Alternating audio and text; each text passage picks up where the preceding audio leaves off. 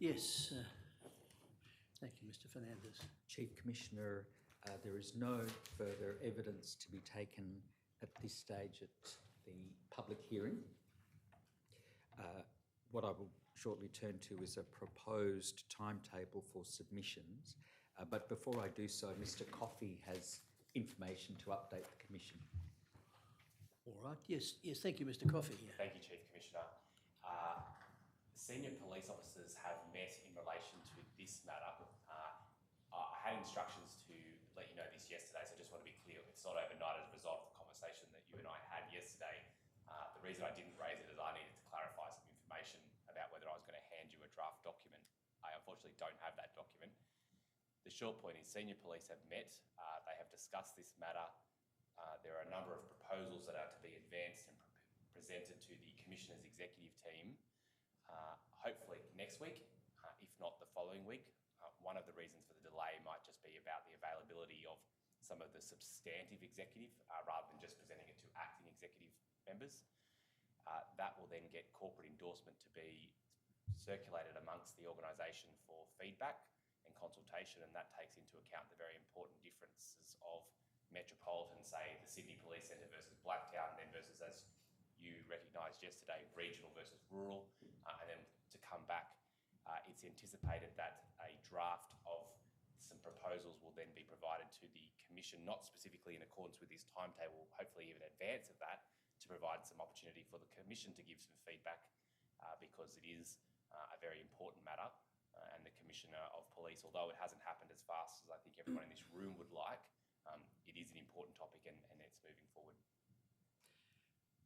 Thank you for that indication, Mr. Coffey. As would have been clear from our discussion yesterday and indeed earlier discussions in April when the evidence was being given, this is a matter of significance and currency. Having heard the evidence from the lawyers in the field, from the ALS, Legal Aid, and indeed the statement from Ms Harper that was received yesterday, the submission from Ms Harper, it struck the Commission as being something that called for some prompt consideration in the interests of everyone, yes, in the interests of young persons who are being in police custody and who may be sought to be interviewed, the lawyers who give them advice using the telephone advice system, which is of great importance in this state as a practical way of assisting persons in custody, and the police, because the police in the end may end up doing things which become not just controversial but possibly have adverse consequences for them and certainly for the police force as an institution. And thus the concern of the Commission in this inquiry, which raises a wide range of issues, but this was one which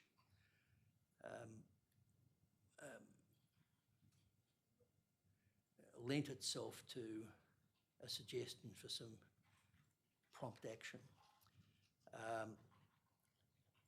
So the Commission will appreciate being informed at the earliest opportunity when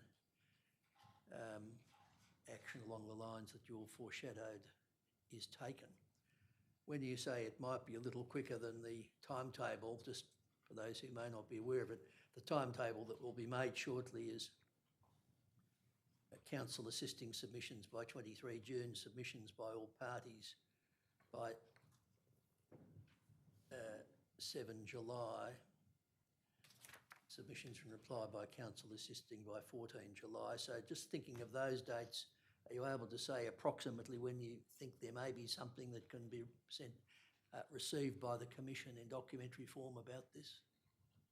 I'm hoping that early next week the briefing will happen to the Commissioner's executive team and that the draft that is to be circulated amongst the organisation for consultation, that draft would be provided to the Commission for, if I could call it, some preliminary feedback with a view that we still need to get internal feedback, but starting to have more of a dialogue, open conversation rather than just waiting until, for example, the 7th of July. So I'm hoping that it might be a moving feast, that a number of different versions go back and forth, and the Commission might also provide feedback. Yes. So whether you wish to make that restricted to what's in your timetable, or hopefully we could have a more, the parties will have a more open dialogue about that. I think that would be more fruitful. I'll shortly make the orders, I think, as sought, and unless there's any controversy about them, but just it'll be on the basis that this is a separate stream. This is an issue which is progressing, and if you would please ensure that the Commission is kept aware through Council assisting, the Solicitor assisting, of, and we will be very keen on seeing how it progresses and playing a part in that, as I'm sure it will at some point be Legal Aid New South Wales and the Aboriginal Legal Service who would want to know what's happening in this area too. Of course, I think that description, Chief Commissioner, of separate stream is very helpful. Yes, yes, separate stream would be good. Thank you. Perhaps I'll just ask, is there anything you want to say about? No, there isn't. All right, the idea of a separate stream for this issue, it won't be forgotten. It'll clearly be observed, but rather than picking dates that may be randomly selected now, we've heard what's been said by Mr. Coffey, and we can monitor the progress of that issue. Yes, we can, Chief Commissioner. All right. Yes, well, thank you for that, Coffey. Thank you for that, Mr. Coffey, and please thank those who have instructed you for that additional information, which is very much in the public interest. Mate, please.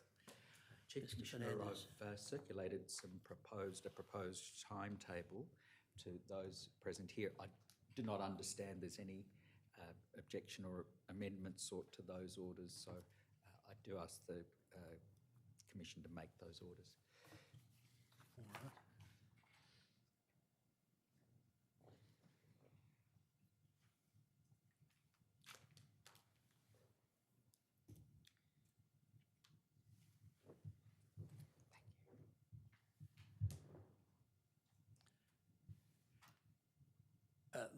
The proposed timetable accommodates not just submissions, but an opportunity for any party to make application for any further evidentiary steps to be taken. It does, Chief Commissioner. In taking that course, the Commission's been conscious that there have been a number of legal representatives present who haven't been here all the time, and they don't need to be here all the time, but who were wishing to check the transcript of yesterday in case there was anything further that they wish to propose, and the transcript of yesterday will be available, as indeed will the transcript of today, to the lawyers who've been granted leave, and we'll see if there's any further evidentiary step that's proposed. Yes. Was there anything that anyone appearing for a party granted leave wishes to say about the proposed orders? No, Chief Commissioner, but can I just clarify something about the exhibits that were tendered yesterday? Are those also available to the public? The exhibits yesterday were, just to remind everyone of them, there was these are MTS 101 to MTS 105.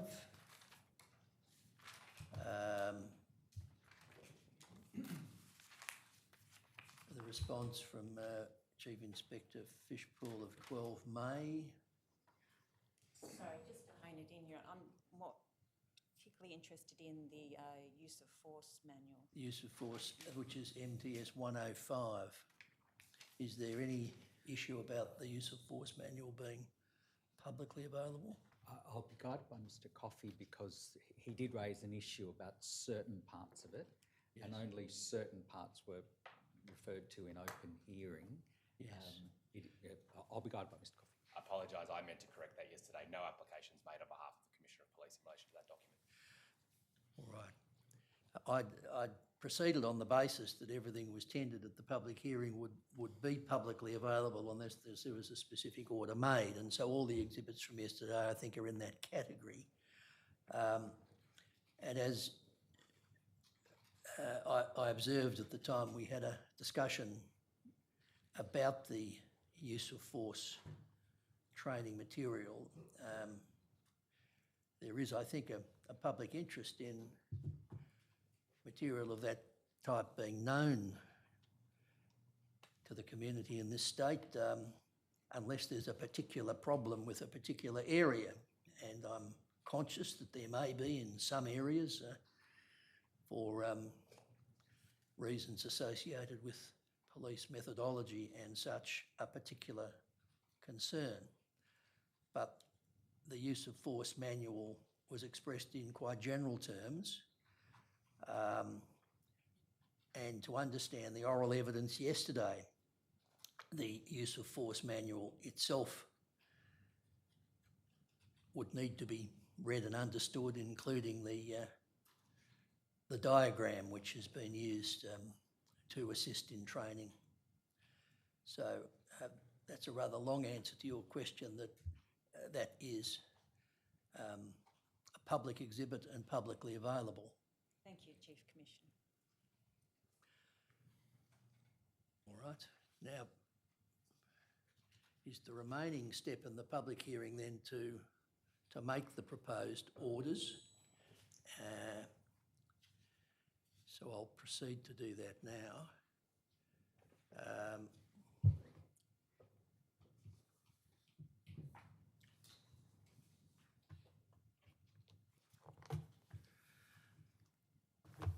I'll make a series of orders in accordance with the document which has been prepared by counsel assisting and is agreed to by those legal representatives who are present, but I will read it out so that those in the hearing room can understand its effect. So the orders made are as follows. 1, submissions by counsel assisting are to be furnished to parties granted leave by 4 p.m. on 23 June 2023. 2, submissions by all other parties are to be furnished to the solicitor assisting the Commission by 4 p.m. on 7 July 2023. 3, submissions in reply by counsel assisting are to be furnished to those granted leave to appear by 4 p.m. on 14 July 2023. 4, any final submissions in reply by any party to submissions by counsel assisting or another party are to be furnished to the Commission or to the solicitor assisting the Commission and to other parties by 4 p.m. on 21 July 2023. 5, parties should prepare separate submissions on proposed findings of fact, which should be marked confidential, and if such submissions are to be made on systemic issues. 6, an updated pseudonym list is to be provided to all parties by 4 p.m. on 29 May 2023. 7, an updated exhibit list will be provided to all parties by 4 p.m. on 29 May 2023. 8, if any party wishes to make an application for any further evidentiary steps by the Commission, this should be made in writing to the solicitor assisting the Commission by 4 p.m. on 2 June 2023. 9. If any party wishes to ask the Commission to tender any additional evidence, this application should be made in writing by 4 p.m. on 2 June 2023. Does that covers the various options? It does, Chief Commissioner. If, of course, there is any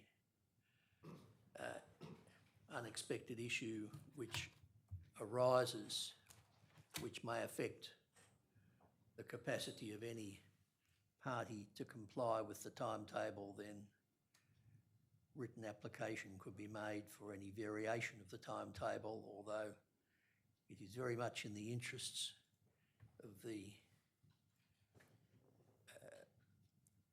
completion of this investigation that the submissions come in a timely fashion to allow the Commission to conclude the matter.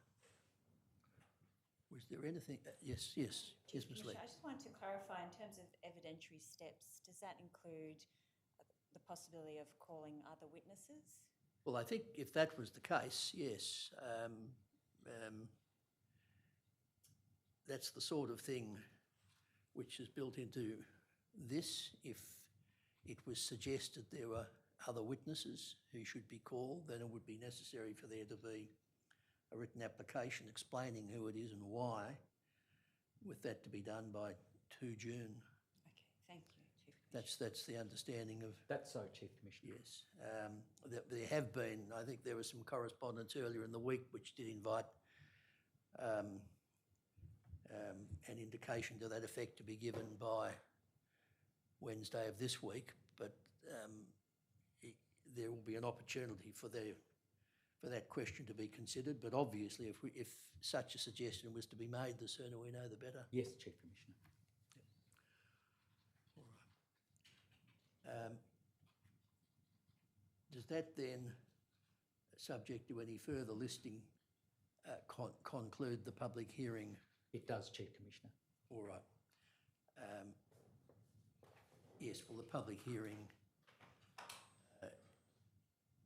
is concluded, and any further step which the Commission takes by way of public hearing, of course, would involve not only notification to the parties, but notification to the media if there was to be such a further hearing.